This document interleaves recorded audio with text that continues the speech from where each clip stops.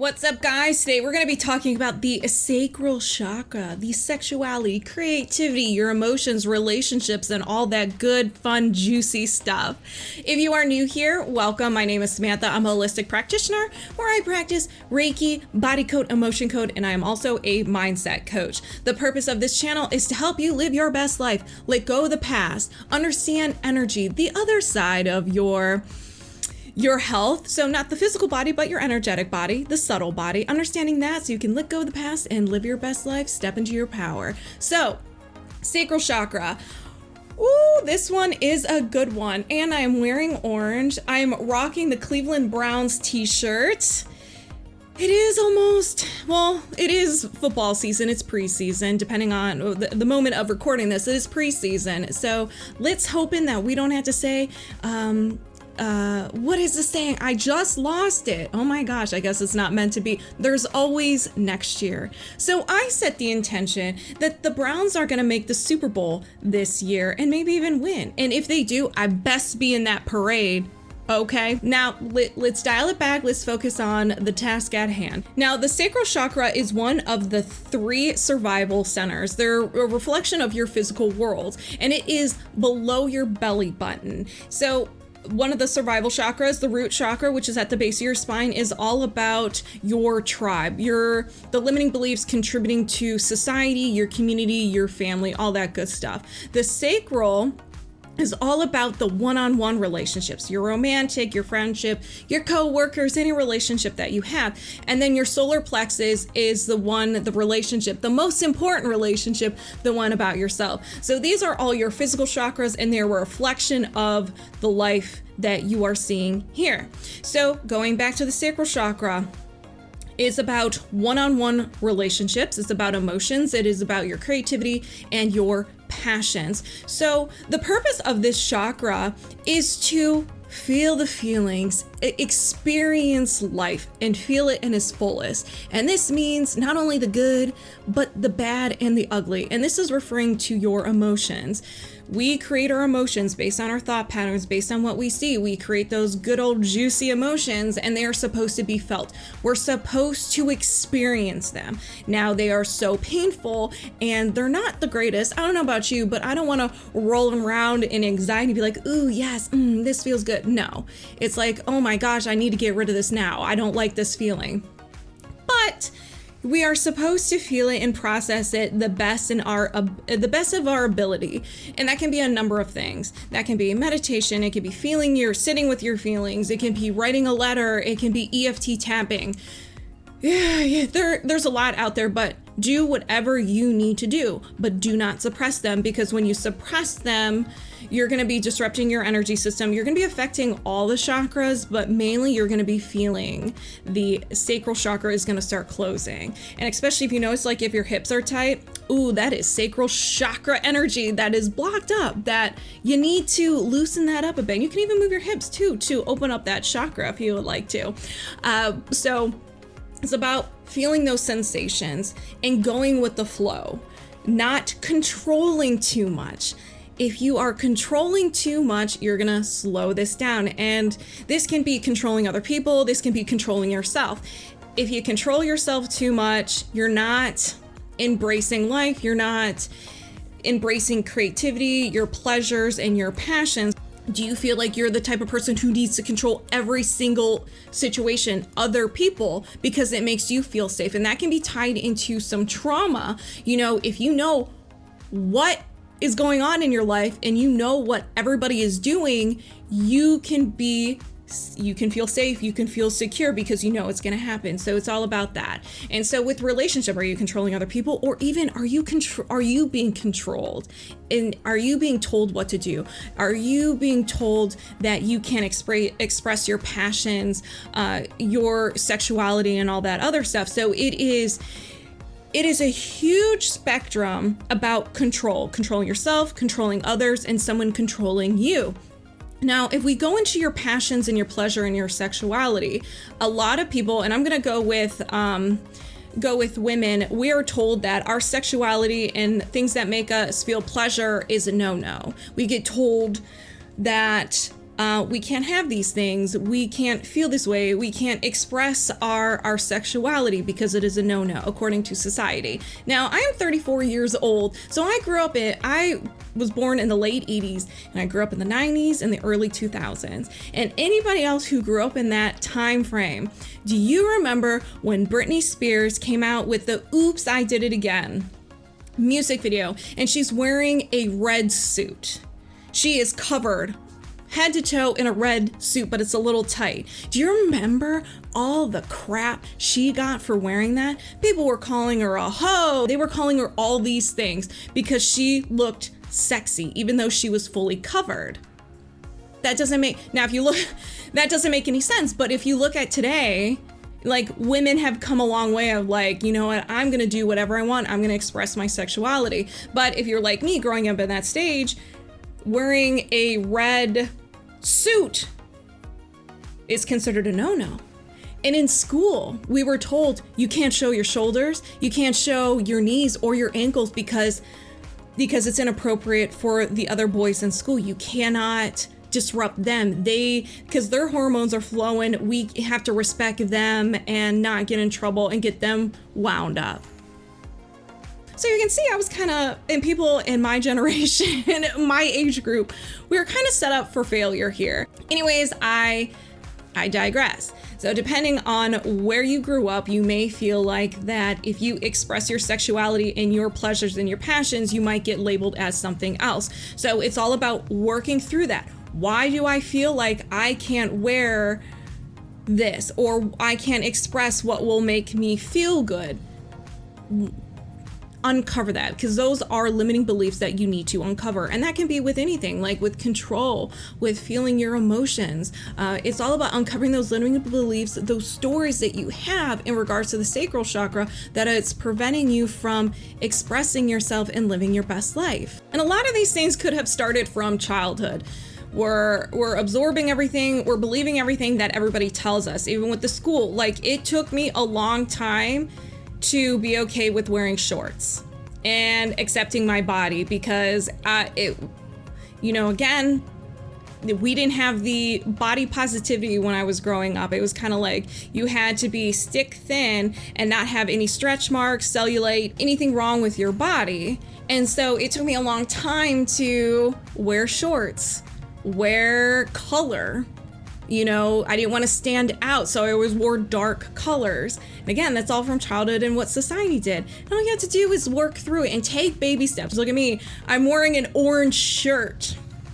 I would never wear orange, but here we are, doing it for you guys. Okay, so that was a lot to unpack. So let's now talk about what the chakra governs, the symptoms, physical and emotional, and all that fun stuff. So this is what the sacral chakra governs: the sexual organs, the spleen, kidneys, your womb, lower vertebrae, pelvis, hips, bladder, appendix, large intestine, and your adrenal glands. So here are some signs that your sacral chakra is balanced and loving life.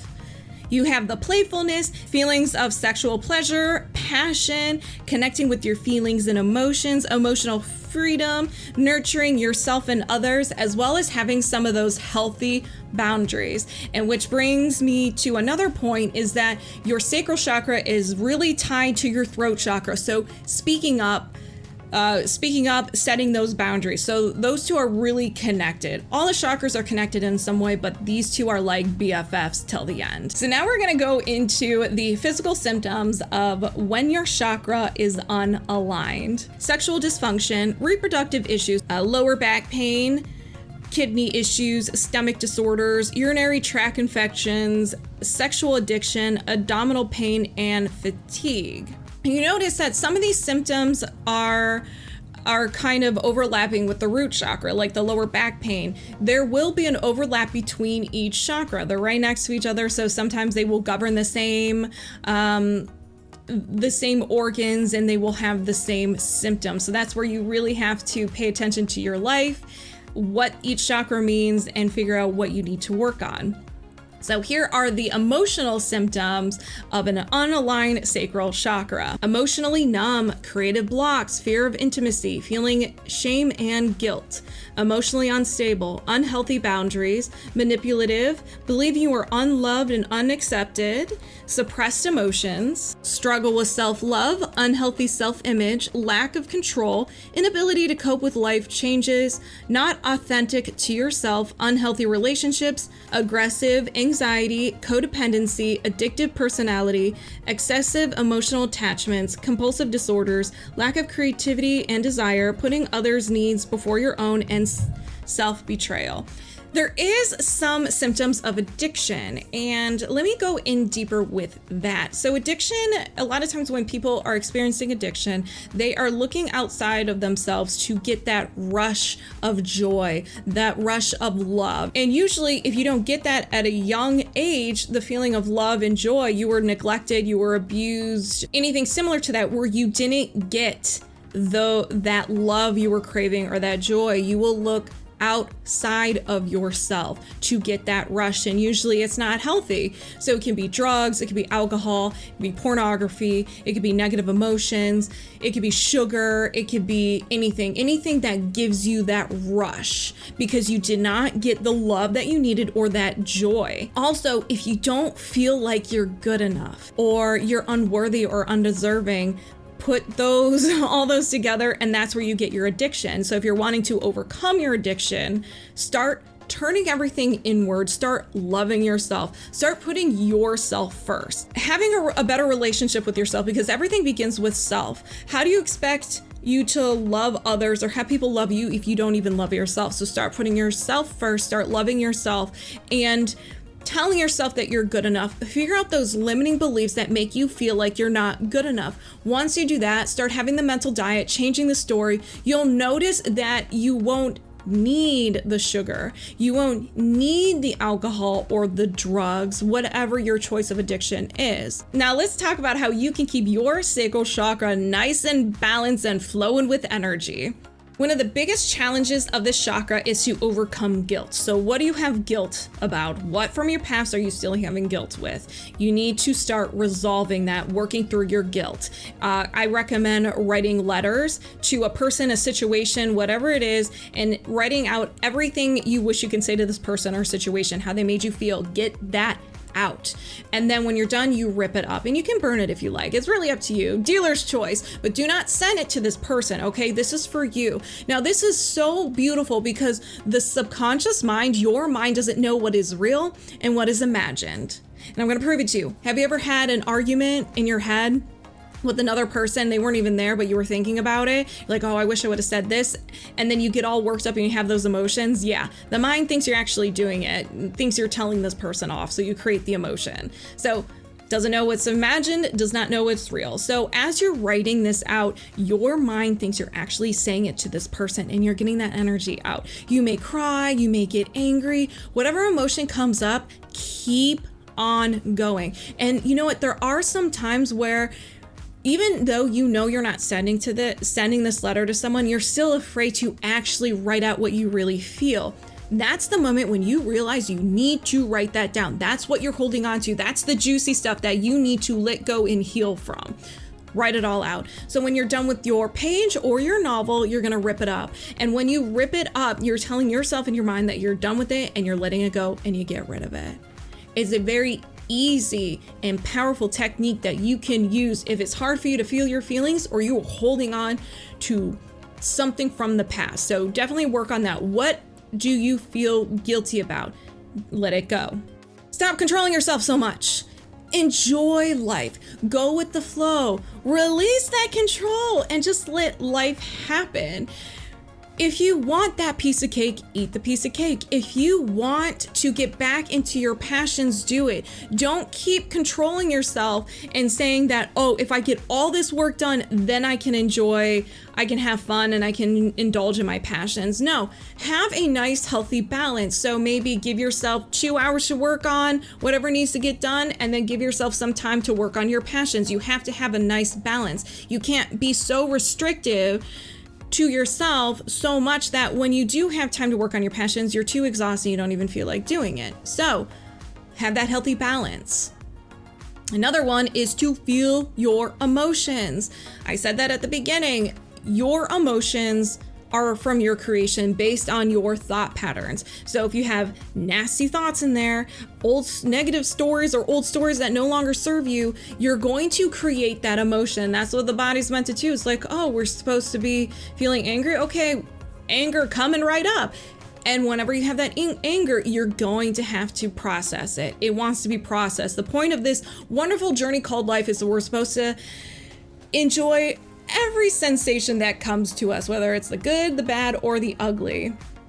So in any way you can, in a healthy way, feel those emotions. So I said earlier, you can do meditation, you can write those letters, just like the ones with the guilt. You can write letters if you're angry with anxiety or whatever is causing you to have the whatever you're thinking that's creating those emotions.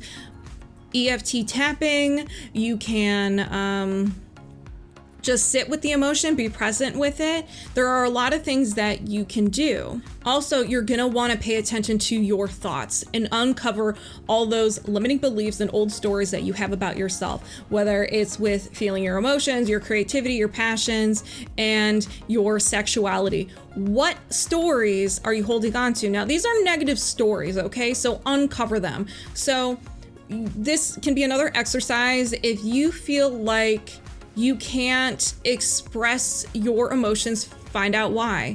Were you told at a young age that feeling your emotions was bad, or did society tell you? With your pleasures, like in your sexuality, was it sinful for a woman to express her sexuality, or did society tell you that it was bad? Whatever it is, uncover it, write everything out, and then you're gonna see this is a story that you have that's running on autopilot, and get rid of it. You're going to want to start telling a new story. And this is with repetition. The mind responds to repetitive thoughts. So if you keep telling yourself the new story over and over again, it will eventually accept it. And other ways are healing vibrations, listening to healing frequencies that are unique to the sacral chakra. You can get energy healing done, and you can wear crystals and eat orange food. So that is the sacral chakra. There's a lot involved with this chakra. There's a lot to unpack, but really pay attention to your life. And if you are holding on to guilt, or if you are holding back on your emotions, and if you are controlling, start working through that, because you can work through that, let all that stuff go, and you can start enjoying life. So thank you so much for watching, and I will see you on the next one. Bye.